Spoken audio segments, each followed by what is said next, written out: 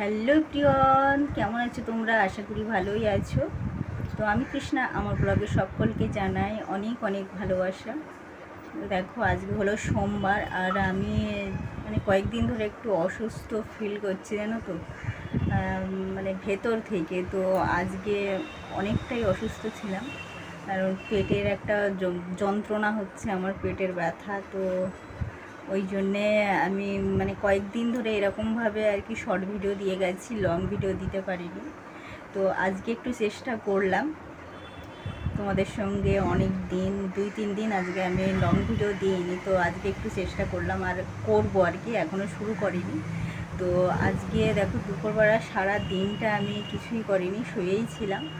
আর বিকালবেলার থেকে মনে হলো যে ঘর বাড়িগুলো না একদম ধুলো ধুলো হয়ে গেছে, 2-3 দিন ধরে কোনো আর কি কাজ করেইনি তেমনভাবে।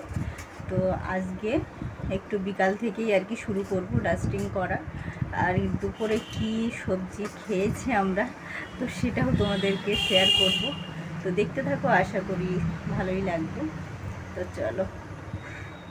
তো দেখো, দুপুরবেলা এই আলু সয়াবিনের সবজি হয়েছে, তো রাতের জন্যে এখনও কড়াইতেই রাখা আছে। তো এটা আমি গরম করব, এখন করেই আর কি রেখে দেব, রাতের জন্য এটাই খাওয়া হবে। তো দেখতেই পাচ্ছ, আর মণি পাশেই আর কি শুয়ে আছে, তো এই জন্যে মণির একটুখানি পাটা দেখতে পেলে। তো আমি এখন নিচেই রেখেছি, আমি জাস্ট গরম করব, তো ওই জন্য আর কি বার করলাম, আর তোমাদের সঙ্গেও একটু শেয়ার করলাম। আর এত গরম পড়েছে না, মানে এই গরমে যদি গরম করে না রাখা হয় তো নষ্ট হয়ে যাবে। তো দেখো, বিকাল থেকেই আর কি ডাস্টিং করা শুরু করেছি, কারণ সারা দিনটা এত গরমের মধ্যে না কিছুই করতে ভালো লাগেনি। আর বিশেষ করে এই 3-4 দিন ধরে এইরকম আর কি একটা সমস্যা হচ্ছে। তো আজকে ভীষণ বাড়াবাড়ি হয়েছিল। হ্যাঁ, তো তোমাদেরকে আর কি বলবো, এত যন্ত্রণার মধ্যেও এমন পরিস্থিতি হয়ে আছে না, যে কাজ না করলেও উপায় নেই। তো ওই জন্যে আর কি একটু একটু করে কাজ করতে শুরু করেছি। দেখো, তো বিশেষ কিছু কাজ করব না, জাস্ট আর কি এত ধুলো লাগছে যে গাটা কেমন একটা হচ্ছে, জানো তো।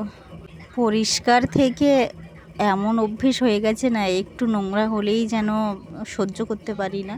তো বাবুর দ্বারা দিয়ে কিছু করিয়েছিলাম, ওর তো পড়াও আছে, বড় ক্লাসে উঠে গেছে এখন, তো ওই জন্যে বেশি কাজ বলতে পারি না ওকে। তো আস্তে আস্তে দেখো করতে শুরু করেছি। আর দুপুরবেলা কিন্তু আমিও রান্না করিনি, আমার হাজব্যান্ডই করেছে। দেখলেই তোমরা প্রথমেই দেখালাম, ওটা আলু সয়াবিনের সবজি। তো আলাদা করে আর কি দুপুরবেলার বাটিতে রেখে দিয়েছিলাম, আর কড়াইতেই রেখেছিলাম রাত্রের জন্যে। তো ওটা গরম করে রেখে দিলাম, জানো তো। ফ্রিজ নেই, তো ওই জন্যে ভীষণ কেয়ারফুল থাকতে হয় এই গরমকালটা বিশেষ করে। আর গরমকাল পড়াতেই না এত অসুস্থ হই আমি, তো তোমাদেরকে আর কি বলবো। মানে গরমটা আমি যেন একদম সহ্য করতে পারি না, আর একটুতেই অসুস্থ হয়ে পড়ি। তো দেখো, বাবু স্কুল থেকে চলে এসেছে, দেখতেই পাচ্ছ। তো মনি এখনও ওর শরীরটা অতটা ভালোও ছিল না, গরমের জন্যে না সবার যেন শরীর খারাপ হয়ে যাচ্ছে। তো এই দেখো, ও এসেছে, এখন খাবে। আর দুধটাও আমি এখনও গরম করিনি, দেখো ওখানে রেখে দিলাম, পরে আমি ওটা গরম করব। আর দেখো, আমার হাজব্যান্ড রান্না করেছে, ও রান্না করে মাঝে মধ্যে, আমি যখন না পারি তখন করে।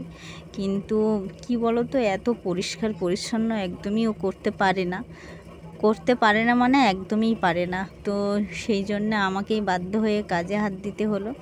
আর দেখো, চুলটা এত গরম লাগছে না, মনে হচ্ছে এখন যে চুলটাই কেটে ফেলি। তো দেখো, উপরে দেখতে পাচ্ছ টেবিলের উপরে গামলিতে বাসন পুরো ধোয়া লাট করা, কিন্তু এখনও গোছানোই হয়নি। তো এইভাবেই রাখা আছে আপাতত। এখন আমাকেই সব করতে হবে একটু একটু করে আর কি, আস্তে আস্তে ধীরে সুস্থে করব। তো বাবু এখন ড্রেস খুলবে, তো বাথরুমে চলে যাচ্ছে। আর আমি দেখো, এদিকে ঘরগুলোর এই আয়না, বিশেষ করে এইগুলো না রোজ দিন না করলে উপায় নেই। তো 3-4 দিন ওইভাবেই পড়েছিল, আমি করিনি, শরীরটা খারাপ বলে না। তো আমার হাজব্যান্ডও আর ও পারেই না, তো করবে কি করে। তো যাই হোক, বাপু মাঝে মধ্যে বলেছি তো হাত লাগিয়ে দিয়েছে। আর এই ঘর বাড়িগুলো দেখে কীরকম মনে হচ্ছে জানো, আমি কত দিন ধরে অসুস্থ হয়ে পড়ে আছি, যে করার কোনো লোকই নেই। তো এরকম আর কি নিজেকে নিজের মধ্যেই যেন ফিল হচ্ছে জানো তো। তো যাই হোক, পরিষ্কার করলে না একটু ভালোও লাগে।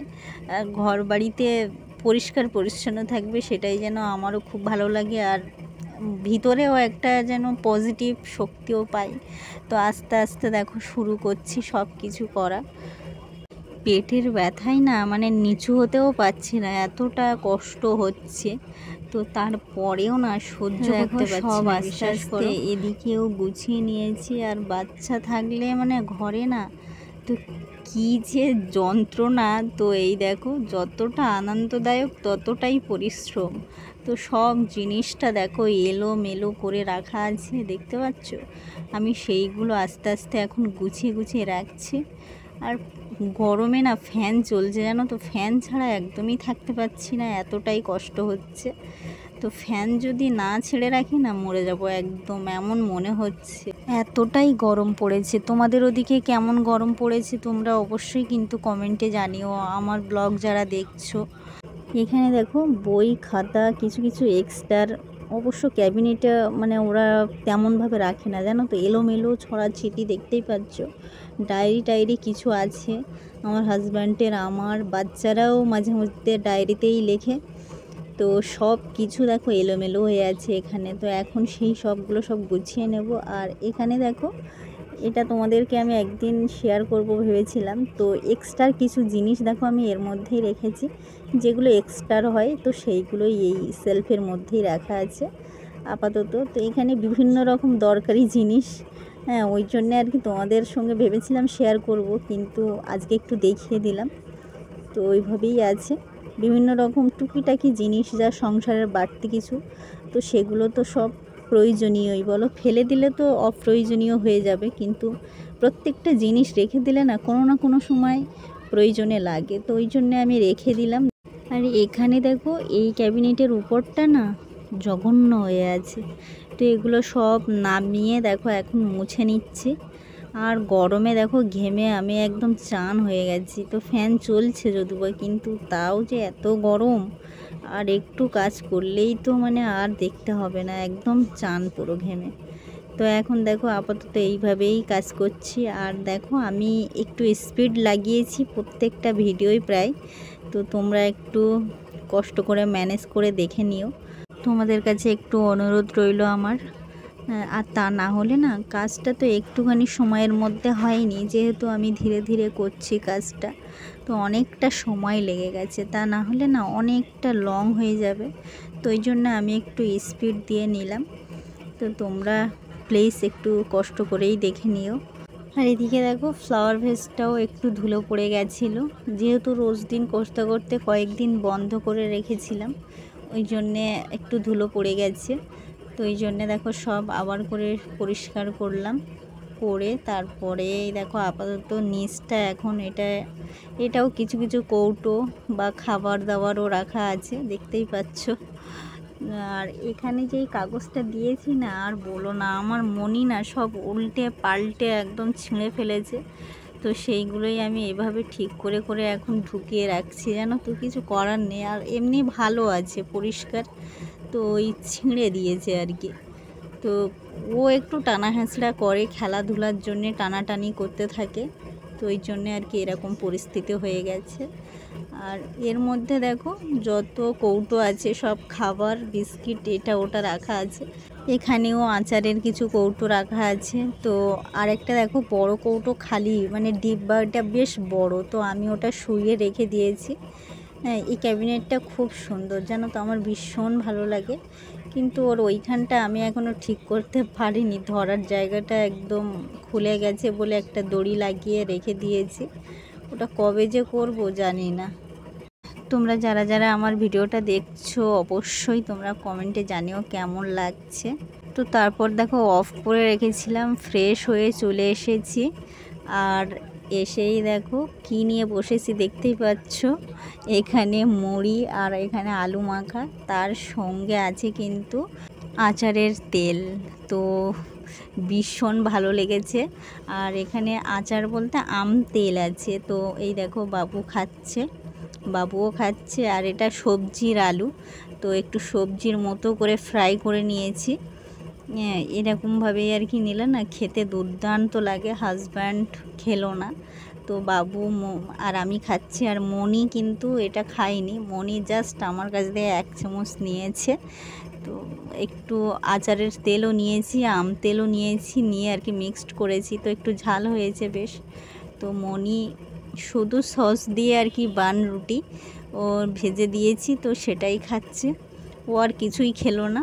এটা যা লেগেছে না তোমাদেরকে কী বলো, অসাধারণ লেগেছে। আর মনি এই দেখো, তো একটু একটু করে খাচ্ছে ওই সস লাগিয়ে। এই দেখো, আজকের মতো এখানেই দেখো ব্লগটা শেষ করছি। ভালো লাগলে অবশ্যই কমেন্টে জানিও কেমন লাগলো তোমাদের।